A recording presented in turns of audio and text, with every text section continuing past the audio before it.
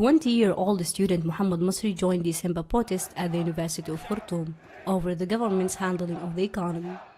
When police fired tear gas to break up the protest, Masri picked up a canister that landed near him on the ground. It exploded in his hand. I remember a loud sound. I was standing by a wall. Once I opened my eyes, I saw parts dropping from my hand.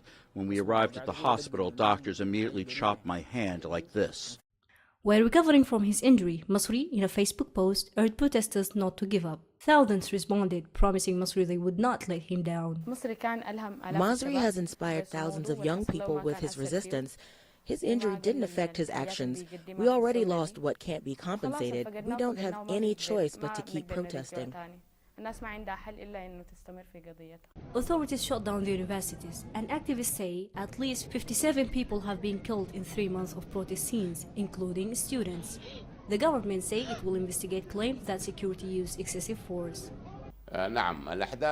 Yes, the demonstrations resulted in injuries in both protesters and on the police side for many reasons. The protests were unauthorized and protesters put up fences and locked down streets.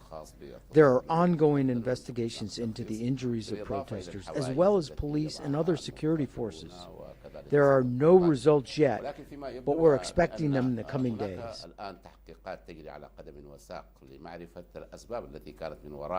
الإصابات التي نتجت سواء كان من قبل الشرطة أو الإصابات التي تمت للمحتجين، وأن هذه التحقيقات الآن لم تسفر عن أي نتائج، ولكن نتوقع في الأيام القليلة الماضية القادمة ستكون هناك نتائج من شأنها أن توضح الحقائق.